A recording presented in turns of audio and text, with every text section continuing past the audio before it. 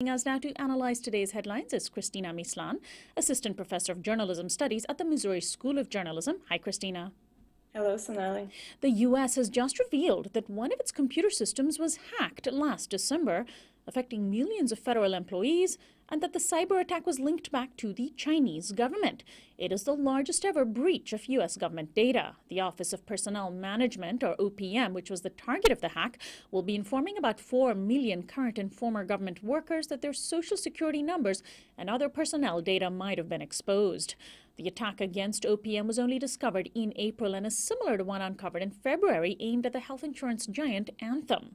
Last March, another cyber theft of sensitive information aimed at OPM was discovered, also linked back to Chinese hackers. The Russian government has also been linked to cyber attacks against the U.S. State Department and the White House. Christina, in reading the story, I was wondering, wouldn't it be great if the NSA and other intelligence agencies focused their efforts more on protecting against hacking by foreign governments instead of spying on ordinary people?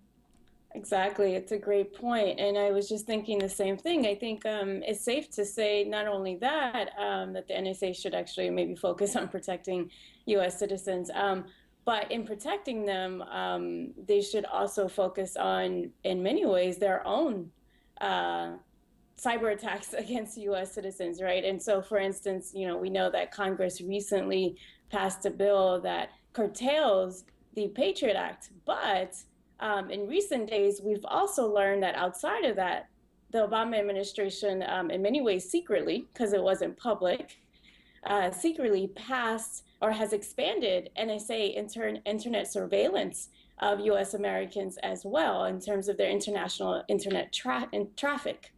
So here's an instance where we are worried about Russian hackers and Chinese hackers and all the international hackers.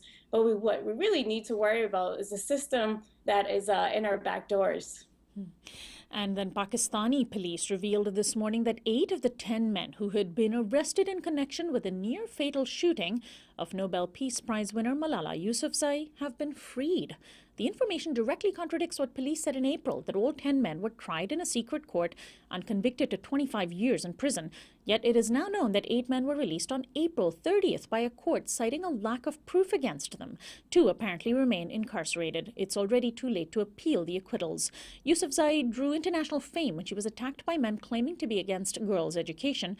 She survived the attack and has continued to speak out, winning acclaim and awards. Meanwhile, the Guardian newspaper, in a profile of Pakistan's justice system, today has found that the country's judicial system is on a killing spree. Since the horrific massacre at a Peshawar school last December, a moratorium on the death penalty was lifted, and at least 100 people have been executed in Pakistan so far, a rate of 2 people a day. Well, Christina, if the government is so eager to execute people, even those against whom evidence is thin, and yet they freed 8 of Malala's supposed attackers for lack of evidence, what do you think that means?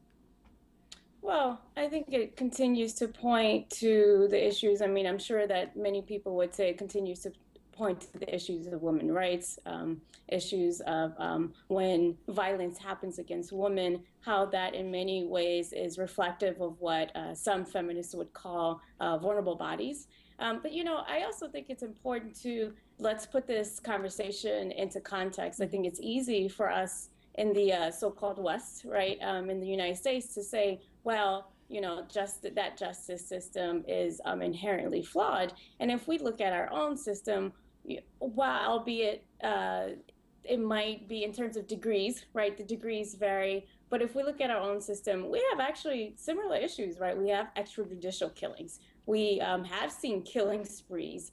We've seen the executions of innocent people on death row. And it's interesting that we have this conversation because I believe the governor of Nebraska now has decided that he would like to state that he wants to now kill people on death row in spite of the new banning of death penalty in Nebraska. And so, again, I think we need to put these conversations into context and not be the first ones to say, well, look at them over there. Right. We also need to look at ourselves.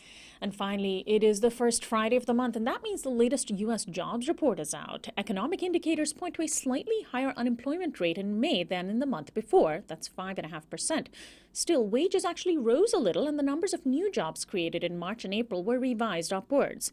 Taken together with higher auto sales last month, economists are hoping that the Federal Reserve will have enough assurance to increase interest rates in September. For years, the Fed has forced interest rates to remain near zero.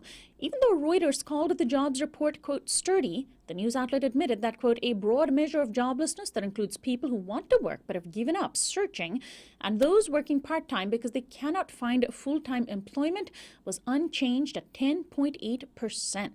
So, Cristina, should we be celebrating as many economists are? No, that's the simple answer. No, I think, we need to take various factors into consideration before we come to conclusions about how well our economy is doing. So, for instance, not only the conditions that you've just laid out, but also if we look at who's getting employed in terms of skill sets, types of jobs, right? Wages, how people define how well they're doing and how well they aren't doing, right? Perceptions, everyday effects, right? How people are affected every day, access to college, ability to even pay for their kids to go to college. All of these questions need to be considered. Right. And so the growth of the economy really should consider more than these percentages. We also should look at inequality, right? So, for Right. instance, the share of total income by the top 1% of families now exceeds 20%. Why are we not having that conversation as well?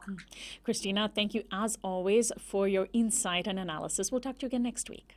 Thank you. Cristina Mislan is an assistant professor of journalism studies at the Missouri School of Journalism. This is Uprising. We'll be right back.